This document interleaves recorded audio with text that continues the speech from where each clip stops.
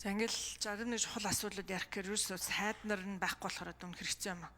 Өнөөдөр өдөржингөө суулаа манай 22 засгийн газрын сайд нараас хамгийн олондоо 12 за тэгэл ер нь бол нэг 7 сайд л сууж байна. За нэг 7 сайд бол үнэхээр тууштай сайн сууж байна. Тэгээ засгийн газрын сайд нар томилогдохдоо улсын хурлын гишүүдийг 28 цаг хуралдуулж хагаад шөнөжин өдөржин хуралдаж байгаа дог нь одоо томилогдчихсэн. Тэгээ ажлаа тайлагнах болохоор бол за ерөнхий сайдыг суул нэг арай гайгүй эрцтэй бусд үед бол ерөөсөө нэг одоо нэг 7 хүн л сууж байна. Тэгэхээр ийм байх юм бол уг нь бид нар нэг юм өөрсдийнхөө жижиг асуудлыг ярих гаагүй юм л да. Энэ бол сайд нарын хувьд нэгдүгürt хийсэн ажлаа олон нийтэд хүргэх, мэдээлэл хүргэх, бид нар ч гэсэн зарим асуудлыг мэдж байгаа. Гэхдээ энүүнийг яг сайд нь өөрөө олон нийтийн хэвлэл мэдээлэл олон нийтээр хэлээсэй гэж бодож бид рүүг нь асуулт асуугаад байгаа. Тэгээ одоо энэ 5 жилийн үндсэн чиглэлийг үндэсний аудитын газрын тайлангаас ингэж байна. За судалгаа тооцоог боловсруулсан, төлөвлөгөөгөө хэрэгжүүлэх төсвөө тавьдгүй. Хамгийн чухал нь гүйцэтгэл муу байлаа гэд ямар хариуцлага тооцгоо гэдэг нь тодорхойгүй. За 3 шадар сайдаас одоо 1 шадар сайд байхгүй нь. Тэгэхээр би одоо хинээс асуухаа мэдэхгүй байна. Гүйцэтгэл муу байгаа тохиолдолд хинтээ яаж ямар хариуцлага тооцох вэ? Нэгдүгürt. За одоо 2 сайдаас асууя. За нэгдүгürt.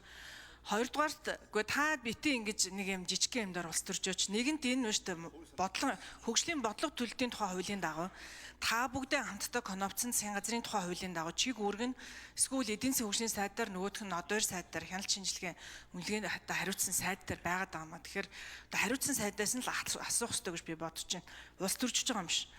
За дээрэс нэмээд энэ хяналт үнэлгээг уг нь хуучин засгийн газрын хэрэглэх аудит 2 хийгээд нэг аль нь яг болдог байсан чинь одоо шат дамжлага нэмэгдээ шалт ордог гэдэг л яг энэ боллоо. Одоо тэгсэн чинь дээрэс нэмээд хяналт үнэлгээний үндэсний хороо, агентлаг за дээрэс нэмээд дахиад улсын хурлын тамийн газар 4 газараас бараг хяналт шинжилгээ хийгээд хоорондоо тоонууд нь зөрөөд хамгийн сүүлд одоо хэнийг нь алийг нь ярьж барих вэ гэхээр яа салбарын мэргэжилтнүүдийг хооронд нь одоо мэтгэлзүүлэхгүй юу та нар гэдэг ийм яриад байгаа юм. Уг нь бол нэг дээр нэг нэмээ хоёр сайн муу гэдэг асуудал чинь одоо нэг субъектив биш байдлаар шийдэгдэж болмоор юм. Энэн дээр улсын хурлын гишүүд бид нар одоо алийг нь барих юм бэ? За дараагийн асуудлууд нь энэ хэрэгжих болоогүй байгаа гэсэн 2989 зүйл залт байна. Тэгээ хамгийн инээдтэй зарим нэг жоохон тааруухан байгаагаа тэгээ бичсэн юм шүү. Жишээлбэл нь 3.1-1 дээр эдийн засгийн өсөлтийг жил бүр 6 ба түүнээс дээш доктортой байлгана. Инфляцийг 5%-аас бага түвшинд хадгалах бодлогыг баримтлана гэчээд за энүүнийг бол хэрэгжих болоогүй гэж үнэлсэн байна. Яг гэвэл инфляц энээсээ давцсан учраас тэгж хэлээд байгаа шүү. Тэгэхээр энүүнийг одоо хэрэгжүүлэхэд хэдэн жил хүлээх ёстой байсан юм бэ? Чи 4 жилийн төлөвлөгөө шүү дээ те. Эхний жил нь бол ингээд дуусч байна гэсэн үг. За дээрэс нь энэ удаагийн засгийн газрын мөрийн хөтөлбөр бол 3 намаас нийгмийн бодлогыг Монгол Ардын намын мөрийн хөтөлбөрөөс ардсан намаас ялангуяа энэ эдийн засаг бизнесийн хөрөнгө оруулалтын орчин эрхчлөлөөг хүний өмчийн эрхчлөлөөг хангах төр хүн намаас эрчим хүчний дээрээс нэмээ боловсролын салбарын шинжилэл гадаад худалдаа хөрөнгө оруулалт гэсэн эндээс яг 24 онд та охин байна нам дээрээ өөрийнхөө мөрийн хөтөлбөрийн үнэлэлт дүгнэлтийг хийж үтсэн үү? Нам дотроо өөрөө энүүнийгээ бас ярьж байгаа юу? За дараагийн асуудал нь нэг юм өнөөдрийн нэг юм статик тоо ярахаас илүүтэйгээр санаа зовмоор бас нэг эдийн засгийн том үзүүлэлтүүд асуудлууд гараад байгаа юм а та охин энүүн дээр дүгнэлт хийж байгаа юу? Эдийн засгийн өсөлт байгаа ч сайн байгаа ч гэсэндээ иргэдийн амьдрал дээр буухгүй байна. За энийг хятад улс ярьж чинь дундаж давхар хумигдж байна гэж. Солонгос улс болохоор эдийн засгийн өсөлт гайгүй байгаа ч гэсэн иргэд өрөнд орж байна. Үүн дээр ямар дүгнэлт хийсэн бэ? Хинээс асуух уу? Хурлын дарга.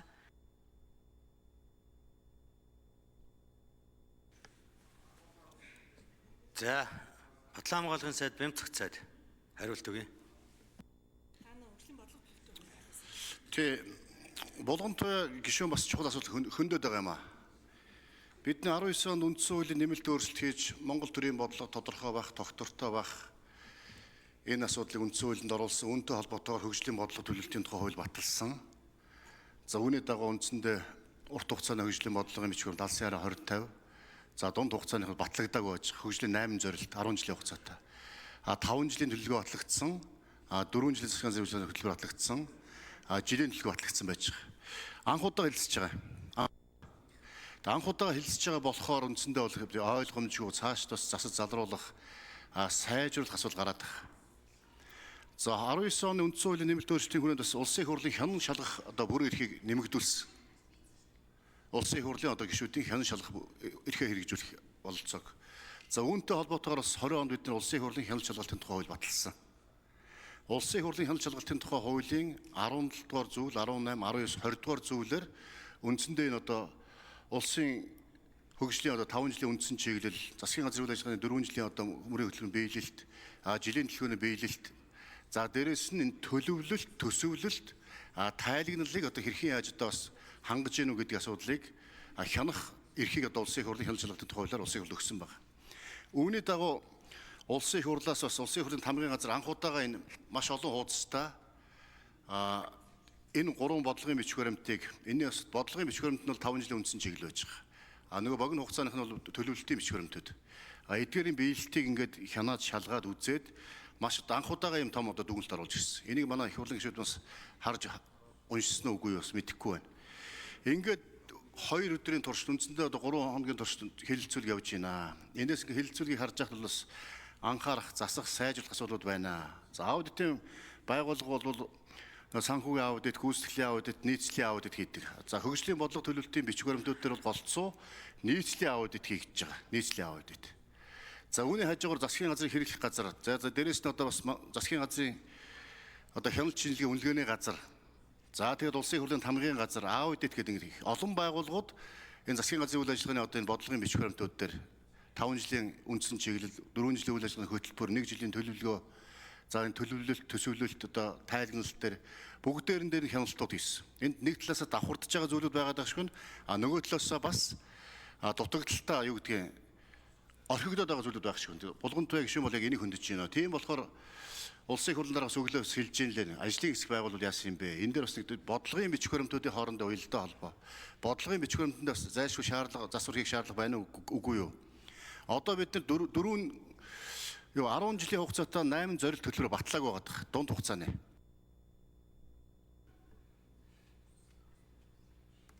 За бэмцэх цайдад 1 минут нэмж өгье. Тийм болохоор бид нар яа харахгүй одоо хөгжлийн бодлого төлөвлөлтийн бичиг баримтуудад сайжруулах, уялдаа холбоог нь хангах, алдаа асуудал одоо байна уугүй гэдгээс дүгнэх цэгнэх шаардлага байгаа маа. Тийм болохоор бас улсын хурлын дарганы дээр ажлын хэсэг байгуулад энэ дээр нэлээд том дүгнэлт өгүүл яасан бэ? Заримдаа хөгжлийн бодлого төлөвлөлтийн хуулинд байхгүй бодлогын бичиг баримт бид нар их хурлаас батлаад байгаа. Эдгээрийг эргээд харчвал яасан бэ? Энд болгон туяа дарга хэлж байгаа саналыг бас анхаарах хэрэгтэй байна л хэлэх гэж байгаа. За баярлалаа. Харин тий одоо яг энэ асуудлаар өргөн хэлцэж байгаа нь чинь олон гишүүдийн бас санал гарч байна.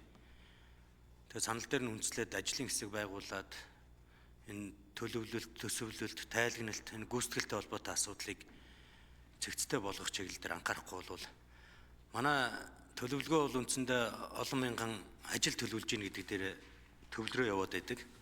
Өнөөдөр гишүүдийн голчлон нэгж байгаа зүйл бол үр дүнгийн асуудлыг хөндөж яриад байдаг. Тэгэхээр бид одоо төлөвлөж байгаа, төсвөлж байгаа, гүйцэтгэл тайлангаа хийж байгаа байдал бүр илүү үр дүнтэй байх, үр дүн өгөөж нь одоо зохистой хэмжээнд байсан хэсэгтэй холбоотой асуудлыг бол хөндөж ярьдаг байхын зүйтэй гэж. Тэгээ бид бас нэг ажлын арга барилыг бүх төвшөндөө авмаар байгаа зүйл нь буруу гэж үзэж байгаа, хэрэгжих боломжгүй гэж үзэж байгаа зүйлийг ер нь тухайн цаг үед нь зогсоогоод шин төлөвлөлт, шин төсөвлөлт хийдэг тэр арга хэлбэр рүү шилжихгүй бол нэгэнт бид төлөвлөсөн учраас гээд хэрэгжихгүй бүтэхгүй зүйлийг бас араас нь ингээл он удаан жил үргэлжлүүлж яваад байгаа байдал нь үр дүнгээ үзүүлэхгүй байгаа нэг л хэлбэр байгаа. Тэгэхээр энэ дээр бүгдээрээ төвлөрч ажиллая. Тэгээ нэгэнт байнгын орооноос дагсан тогтоол гаргахаар санал орж ирээгүй учраас харин улсын хурлын даргын захирамжаар гишүүдийн оролцоотой ажлын хэсэг байгуулад энэ яригдсан асуудлыг цэгцлэх шаардлагатай бол хуулиудад өөрчлөлт оруулах чиглэлээр ажлын хэсэг байгуулад ажиллая гэж ингэж бодож байгаа. За одоо 2 сайд хариулт өгье. За улсын хурлын дэд дарга Булган туяагийн асуултанд хариулъя. Тэгээд өөрийнх нь асуултанд бас нам гэдэг үг бас 2-3 удаа гарч ирж байгаа шиг байна. Тэгээ энэ салбарын сайд нартай холбоотой асуудал дээр хариуцлагын асуудлыг яаж ярих вэ гэж байх шиг байна. Ер нь кабинетийн зарчмаар салбарын сайд нар аль нэгэн сайд нар хариуцлагын асуудал яригдвал мэдээж томилсон субъект ерөнхий сайд хариуцлагын тухай асуудал ярих байх. Дээрээс нь олон тайлан мэдээ орж ирж байна. Тэр нь баг одоо энэ нэг салбарыг нь авсантай холбоотой юм ойлгомжгүй байдал үүсчихэж байгаа юм биш үү гэдэг агуулгаар ярьж байгаа шиг байна. За хэрвээ тийм асуудал байгаа гэж үзэж байгаа бол бас та хэд манаас дотооддоо ярих нь зөв бах. Энэ тайлан мэдээгээ ярьдаг, дүн шинжилгээгээ нийлүүлдэг энэ хэлцүүлэг улсын их хурл дээр анхудаага хэлцэгдэж байгаа. Хуучин 2024 оныг хүртэл ажиллаж исэн засгийн газрын бүтцээр засгийн газрын хэрэглэх газар бол зохион байгуулад За минут нэмж өгье. засгийн газрын хэрэглэх газар бол салбарын яамдуудынхаа ажлын уялдааг хангаад дээрэс нь дэрэгдэн засгийн газрын хэрэглэх газрын харьяа үйл ажиллагаа явуулдаг хяналт хэрэгжүүлэх газрыг тусад нь бий даалгасан. Өөрөөр хэлбэл төлөвлөөд өөрийгөө хянаад байдаг тогтолцоогоо эрүүл болгоё. Хамтарч засаг үрдүүлж байгаа нөгөө намдаа энэ хяналтын чиглэлгээ бас хариуцуулъя гэдэг шийдвэр гарсан байх гэж би ойлгож байна. Тэгээд 2 өдөр үргэлжилж байгаа энэ хэлцүүлэг дунд ерөөсөө нийтлэг нэг юм дээр бас санал нэгдэж байгаа их баяртай байна. Энэ төлөвлөлт, төсөвлөлт, гүйцэтгэл, хяналтын энэ цогц системийг нэвтрүүлье гэдэг хэрэгцээ бол үүссэн байгаа гэх хурлын гишүүд манаас зүгээр харж байгаа их талархалтай байна.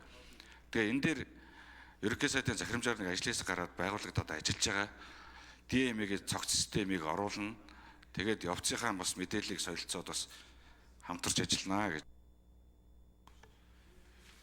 За болгон төвийн гишүүн тодруулъя. Манай сайд нар бити юм эмзэг дэлбэ шиг байл та. Зүгээр хариуцсан асуудлыг чинь хүрээнд л ярьж байгаа шүү дээ. Тэрнээс биш хинч намчрахаагүй. Тэртээ дөрвөө засгийн газрын тухай хуулийн дээр энэ бол эдийн засгийн хөгжлийн хариуцах асуудлын за дээрээс нэмээд хяналт үнэлгээ одоо үндэсний хорооны дарга Монгол Улсын сайдын эрхлэх асуудлаа гэдэг ингээд энэ хүрээнд нь асуухаар манай сайд нараас асуугаад байна гэдэг юм. Одоо бид нар асуудлаар хариуцж байна. Зүгээр бид нар ингэж л хэлэх гээд байна л да. За хариуцлага тооцох асуудал бол ийм байд юм байж. Та бүхэн дотроо ер нь засгийн газар дотроо энэ асуудлыг нэлээд сайн ярив. Бид нарыг яриулж бухимдуулж 2 хоног чуулган хуралдчаал ингээд дуусчих юм биш үсттэй. Яг бол ард түмэн биднээс хариуцлага нэхэд байна. Бид нар энэ дээр гарын үсэг дурдаг албан тушаалтнууд биш учраас та бүгдээс иргэдээс ирээд байгаа асуултуудыг л асууж энүүн дээр одоо хариуцлагатай ажиллаач л гэж хүсэж байгаа маа. За эдийн засгийн хөгжлийн сайд байхгүй болохоор одоо хинээс асуух вэ? Энэ эдийн засаг тулгамдаад байгаа иргэдийн амьдрал тулгамдаад байгаа асуудлууд дээр та нар ямар гол асуудлууд байна?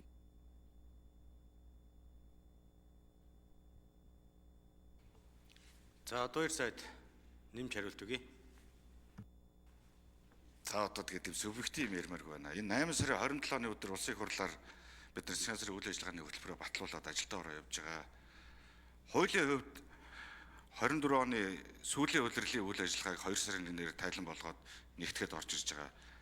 Тэгэхээр энд бол ямар нэгэн байдлаар амьдрал сайхан байна, гоё байна, ирээдүйг гэрэлтэй байна гэдэг тайлан байхгүй байгаа гэж ойлгож байгаа. Бодит байдлаа яриад, болж байгаа болохгүйгаа яриад засаад хамтраа цаашаа явъя. Шалгуур үзүүлэлтүүд чинь болохгүй байна. Метр барьчаад хүний жинг хэмжингээд байна. Энийгээ болио. Журмаа өөрчлөё. Цогц байдлаар нэг юм бүх юмаа төвлөрүүлсэн. Тэгээд тэр нөгөө төлөвлөлт гүйцэтгэлээ гаргахтаа бас учир дутагдaltaй байна. Тэрийгээ салгаад нэг 3 журам болгоод батлуулсаа 5 сарын 1-ээс хэрэгжээд явна. Ингээд алдаа бол байна. Засаад явъя л гэж байгаа. Тэгээд энэ дээр яг тийм сайхан байна, юм байна гэж байгаа бас тайл ерөөсөө байхгүй байгаа шүү. За дахид тодруулъя гэж байна. Болгон төвийн гишүүнд микрофон өгье. Би нэг хідэн зүйл дээр та бүгдийг анхаараасай гэж бодож байгаа. Манай сайн эмэгтэй гишүүд хүүхдийн цалинтай ээжийн мөнгөний асуудал яриад байгаа. Монгол улсын төрөл бураад байна. Өнөөдөр залуучдын улс гэж аач гэсэндээ энэ бол 18, 20, 30 жилийн дараа маш том асуудал болно. Бид нар Монголын төрийг барьж байгаа хүмүүсийн хувьд үүн дээр анхаарачаал гэж байна. Дээрээс нэмээ эдийн засаг өсөд байгаа мөртлөө иргэдийн амьдрал дээр буурлахгүй байна. Цалингийн дотоодын нийт бүтээгдэхүүнд эзэлж байгаа хувь хэмжээг та бүхэн мань хараарай. Энэ бол яг иргэдийн амьдралд эдийн засгийн өсөлт буухгүй байгаа нэг том илэрхийл шүү. Үүнийг та бүхэн анхаараарай гэсэн. За нөгөөх нь болохоор энэ одоо өрийн дарамт иргэдэд маш их байна. Энүүн дээр бас та бүхэн маань анхаараарай.